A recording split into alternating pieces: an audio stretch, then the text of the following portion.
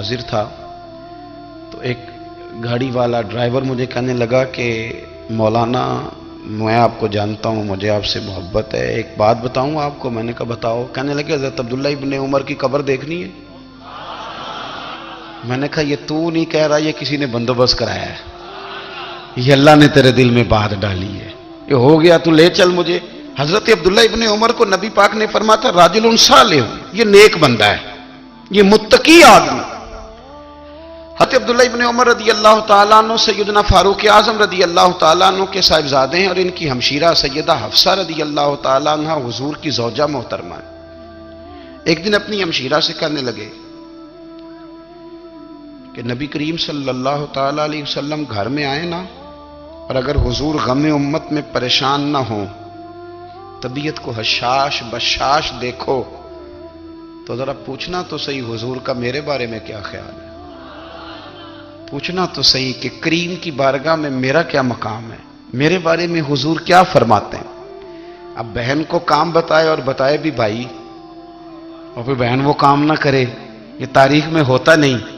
حضرت عمر فاروق رضی اللہ تعالیٰ عنہ کی صاحبزادی ام المومنین رضی اللہ تعالیٰ عنہ فرماتی ہیں کہ میں تو بس منتظر تھی، انہوں نے تو کہا تھا نا کہ اگر تم حشاش بشاش دیکھو تو بات کرنا، لیکن حضور تشریف لائے، میری باری تھی، میرے گھر تشریف لائے، کھانا پیش کیا تو فوراً میں نے عرض کی حضور ایک بات پوچھنی تھی، تو حضور نے فرمایا پوچھئے۔ میں نے عرض کی حضور میرے بھائی عبداللہ ابن عمر کے بارے میں آپ کا کیا خیال ہے؟ نوجوانوں میری بات پہ غور کرنا، میرے بھائی کے بارے میں آپ کا کیا خیال ہے؟ تو نبی کریم صلی اللہ تعالیٰ علیہ وآلہ وسلم نے میری طرف دیکھا، اور پھر حضور زیر لب تھوڑا مسکرائے، اور بریلی کے امام کہتے ہیں کہ حضور مسکرا دیتے تھے نا تو جو بڑا دکھی ہوتا تھا وہ بھی ہنس پڑتا تھا۔ اب سوال پیدا ہوتا تھا کہ پھر تو اس مسکراہٹ کے لیے انتظار کرنا پڑتا ہوگا کئی کئی مہینے کہ حضور مسکرائیں تو رونے والے ہنسیں، تو اعلیٰ حضرت فرماتے نہیں، انتظار نہیں کرنا پڑتا، یہ مسکراتے رہنا تو حضور کی عادت ہے۔ جس کی تسکین سے روتے ہوئے ہنس پڑے، اس تبسم کی عادت پہ لاکھوں سلام۔ یعنی یہ تو عادت ہے حضور کی مسکراتے رہنا، اس کے لیے انتظار نہیں کرنا پڑتا۔ بھائیو آپ خیال رکھیں گے، غور کریں گے، حضرت عبداللہ ابن عمر رضی اللہ تعالیٰ عنہ کے بارے میں پوچھا تو سیدہ فرماتی ہیں کہ نبی کریم صلی اللہ تعالیٰ علیہ وسلم نہ زیر لب مسکرائے اور فرمایا حفصہ تیرا بھائی ہے تو اچھا، لیکن میں نے سنا ہے کہ عشاء کی نماز پڑھ کے سو جاتا ہے اور فجر تک سویا ہی رہتا ہے، اسے چاہیے کہ تہجد کے وقت اٹھا کرے، اللہ کی بارگاہ میں حاضر ہوا کرے، آہوزاری کرے، سجدے کرے، عبادت کرے، اٹھتا ہے اور فجر میں جا کے اٹھتا ہے۔ حضرت جناب حفصہ رضی اللہ تعالیٰ عنہ کہتی ہیں میں نے جناب عبداللہ ابن عمر کو پیغام دیا اور میں نے کہا میرے جوان بھائی سن، نبی پاک نے فرمایا ہے تو اچھا پر تہجد میں نہیں اٹھتا، نفل نہیں پڑھتا۔ او میری ملت کے جوانوں، مزہ نہیں آ جاتا جب ساری دنیا سوئی ہو، ساری دنیا، اور بستر بھی گرم ہو اور نیند بھی پورا غلبہ کر رہی ہو، اور اچانک گھنٹی بجے دماغ میں، آنکھ کھلے، گھڑی پہ نظر پڑے 3:30 4 بجے کا، پھر اٹھ کے وضو کرے، اور جب وہ مصلی کھول کے بچھائے تو مدینے والے جو اس کی شان کے لائق ہے، جو اس کی شان کے لائق، وہ مسکراتا ہے، خوش ہوتا ہے کہ میرا بندہ تہجد میں اٹھ گیا، وہ مسکراتا ہے۔ کاش ہماری صبحیں کبھی اپنے مالک کے نام ہو جائیں، کاش کے صبحیں۔ حضرت ابو الحسن رحمۃ اللہ تعالی علیہ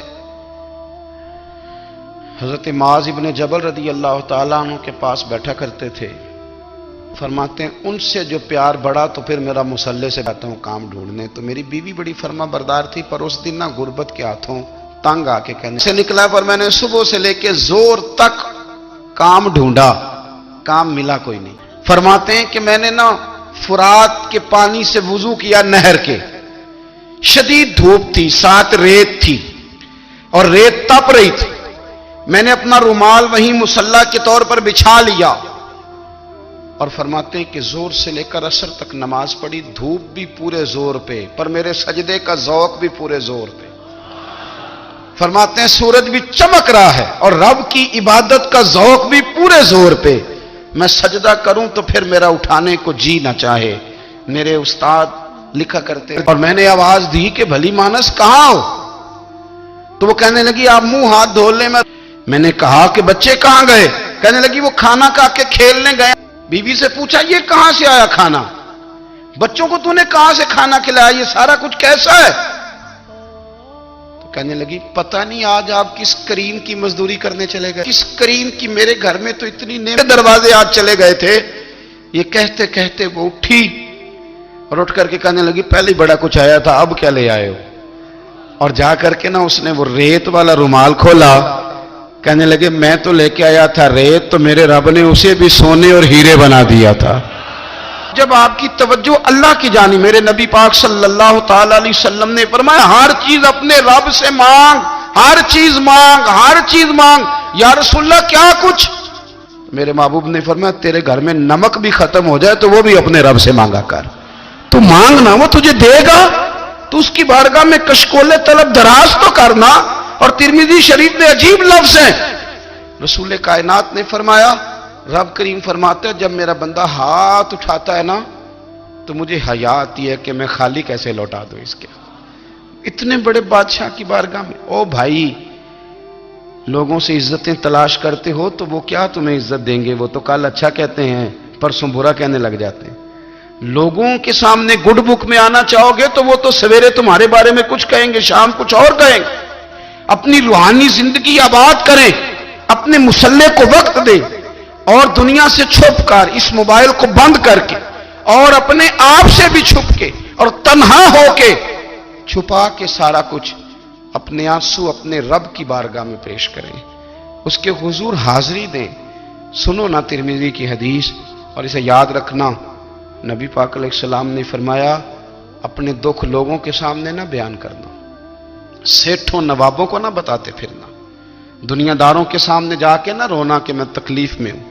فرمایا اگر دنیا داروں کو دکھ بتاؤ گے رب تمہیں کبھی غنی نہیں کرے گا، اور لوگ ہیں کہ الٹا مذاق اڑائیں گے۔ آپ کی جس سے بڑی پکی یاری ہے نا، پکی، وہ تب تک پکی ہے جب تک آپ نے 50,000 مانگا نہیں، اور جس وقت آپ نے کہہ دیا کہ میں مجبور ہوں میری مدد کر تو پھر ختم ہو گئی دوستی۔ لوگوں کی تعلقات آپ کے ساتھ تب تک ہیں جب تک آپ ان سے کوئی ضرورت وابستہ نہیں کرتے۔ کریم محبوب فرمانے لگے بندوں کے سامنے دکھ نہ بیان کرنا، اللہ تجھے کبھی غنی نہیں کرے گا۔ تو اپنے دکھ اپنے رب کو بتا، تو دعائیں مانگ، تو اس کی بارگاہ میں حاضر ہو، تو اس کے حضور عرض کر۔ فرمایا اپنے دکھ اپنے رب کو بتا، وہ جلدی کرے یا دیر سے کرے تجھے ساری دنیا سے بے نیاز کر دے گا، تجھے کسی کا محتاج نہیں رہنے دے گا۔ اپنے مسلح کو، اپنی دعاؤں، ایک بزرگ فرماتے ہیں میں نے دعا مانگنے کا طریقہ اپنی بیوی سے سیکھا، دعا مانگنے کا طریقہ اپنی، سیکھنے والے تو اپنے بچوں سے بھی سیکھ لیتے ہیں، سیکھنے والے تو ہر ایک سے سیکھتے ہیں۔ وہ کہتے ہیں میں نے دعا مانگنے کا سلیقہ اپنی بیوی سے سیکھا ہے۔ حضرت وہ کس طرح؟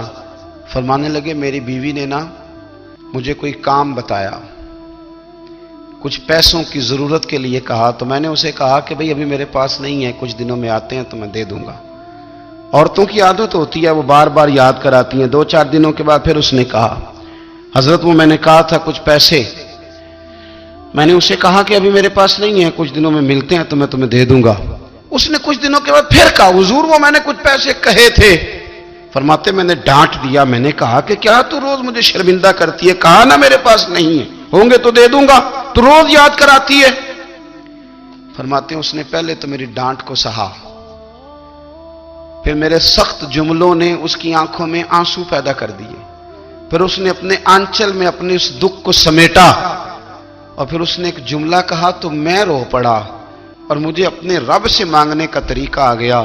مجھے کہنے لگی حضرت جی آپ نے ڈانٹ دیا میں نے سہ لیا، پر آپ ہی میرے شوہر ہیں، بتائیں نا آپ سے نہ کہوں تو میں کس سے جا کے کہوں۔ فرماتے ہیں میں رو پڑا، اور میں کھل کے رویا، اور میں تڑپ کے رویا، اور پھر میری سسکیاں بند گئیں۔ تو مجھے کہنے لگی آپ کو کیا ہوا؟ میں نے کہا مجھے بھی دعا مانگنی آ گئی ہے، جب میں اسے کہوں گا نا اللہ تو ہی میرا رب ہے، میں تجھ سے نہ کہوں تو میں کس سے جا کے کہوں۔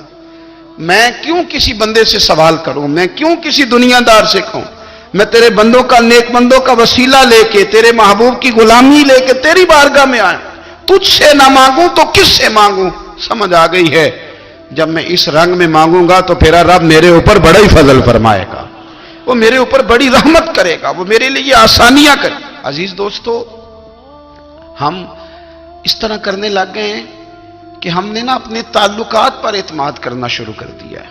میرے تعلقات بہت ہیں، ہم نے اپنی دولت پر اعتماد کرنا شروع کر دیا ہے، میرے پاس دولت بہت ہے، ہم نے اپنے علم پر، اپنی شہرت پر اعتماد کرنا شروع کر دیا ہے کہ میرے پاس فلاں چیز بہت ہے۔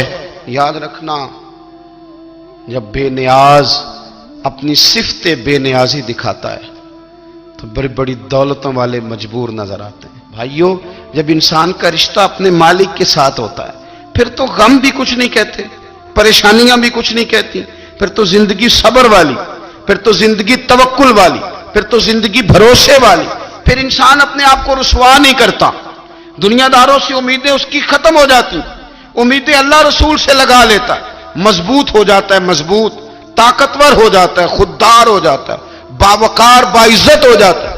حضرت بہلول دانا رحمت اللہ علیہ بیٹھے تھے تو ہارون رشید حج کر کے آ رہا تھا، تو رستے میں حضرت شیخ سے ملاقات ہو گئی تو السلام علیکم کے بعد کہنے لگا، حضور کوئی حکم ہو تو بتائیے گا۔ تو حضرت بہلول دانا فرمانے لگے، تیرا رب کون ہے؟ اس نے کہا اللہ۔ تو فرمایا میرا کون ہے؟ کہا اللہ۔ فرمانے لگے تو بڑا ہی بیوقوف ہے، کیا تو یہ سمجھتا ہے کہ رب ہارون رشید کو تو دے گا اور بہلول دانا کو بھول جائے گا؟ تیرا بھی وہی رب ہے، میرا بھی وہی رب ہے، اس نے اگر تجھے دے کے آزمایا ہے تو ہو سکتا ہے مجھے نہ دے کے آزما رہا ہو، جب اس کی حکمت کے تقاضے ہوں گے تو عطا کرے گا اور دے گا، تو جا اپنا کام کر۔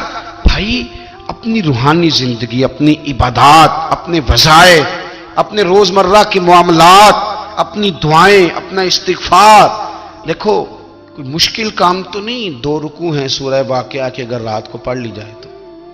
میں کس طرح یہ بات بیان کروں کہ تعویذ بانٹنا آسان ہے اور وظیفہ بتانا مشکل ہے؟